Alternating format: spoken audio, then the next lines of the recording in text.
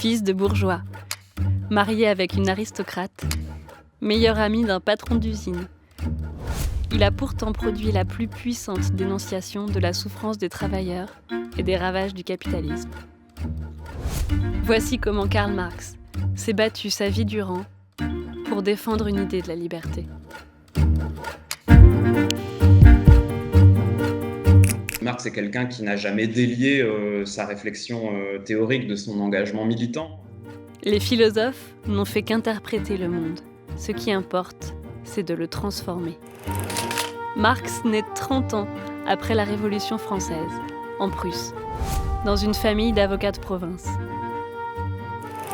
Le jeune Karl s'imagine d'abord poète, mais part faire son droit et finit par se passionner pour la philosophie. Un médecin l'envoie soigner ses poumons près d'un lac. C'est le premier déclic. Karl y découvre la joie de la méditation libre en lisant Hegel. Mais il est alors interdit aux penseurs de gauche de faire carrière à l'université. Marx s'engage donc dans le journalisme. Il enquête sur la privatisation des forêts, où les pauvres n'ont plus le droit de ramasser le petit bois. Son journal est censuré. Il s'exile avec sa femme à Paris, la capitale du Nouveau Monde. Et là, c'est un deuxième déclic. Il a tout juste 26 ans et il se rend pour la première fois dans des réunions où il y a des ouvriers, des artisans, etc. Il évoque ces visages marqués par le travail.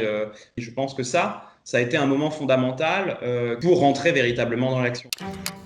Marx s'engage dans le communisme, débat avec des ouvriers militants exilés, avec Proudhon, avec Bakounine.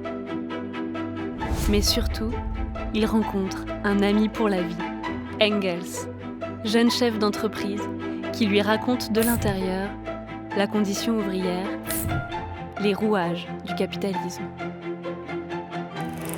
Vu comme un dangereux révolutionnaire, Marx est expulsé de France. Apatride, il s'exile en Belgique, en Angleterre. Bien qu'aidé par Engels, il vit dans la misère. Il a des enfants qui meurent en bas âge. Sa femme, Jenny, raconte dans une lettre qu'un de ses enfants meurt et elle n'a même pas l'argent pour payer le cercueil. C'est en Angleterre que se produit un troisième déclic.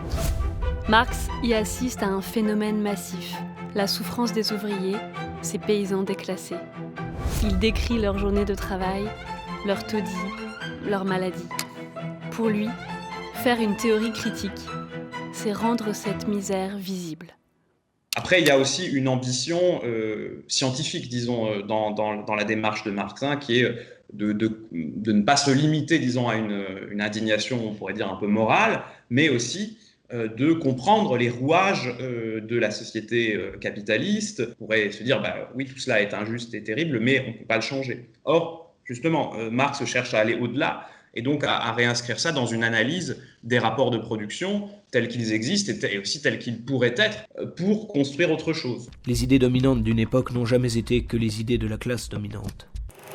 Pour fonder sa philosophie investie dans la société, Marx veut aider le mouvement ouvrier à prendre corps. Il se bat pour coordonner le mouvement en partis organisés qui puissent peser politiquement. Porté par le printemps des peuples de 1848, il rédige le manifeste du Parti communiste, participe aux réunions de la première internationale ouvrière, se démène pour convaincre. Il y a vraiment une réflexion chez lui constante sur la façon dont une théorie peut s'incarner, être portée par le plus grand nombre, par les masses. Et ça, je pense que dans l'histoire de la philosophie, il y a une vraie rupture avec Marx. Admiratif de la Commune de Paris, de l'autogestion politique des ouvriers, il accueille chez lui les réfugiés après leur répression sanglante. Quelle souplesse, quelle initiative historique, quelle capacité de sacrifice chez ces Parisiens. L'histoire ne connaît pas d'autre exemple de pareille grandeur. S'il succombe, ce sera uniquement pour avoir été trop gentil.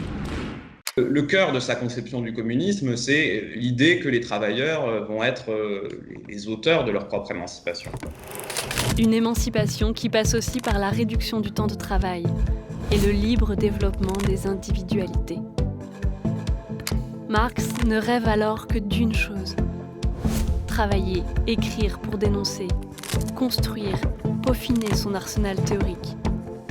Il pouvait mettre de côté d'autres obligations pour dire il faut absolument que je me consacre à la rédaction du Capital parce que c'est vraiment ce que je peux faire de plus important, etc. Il disait voilà, c'est c'est un missile, un des plus terribles missiles qui ait jamais été lancé à la tête des bourgeois. Du Capital, son chef-d'œuvre, Marx n'aura le temps de publier que le premier tome, avant sa mort, à 64 ans.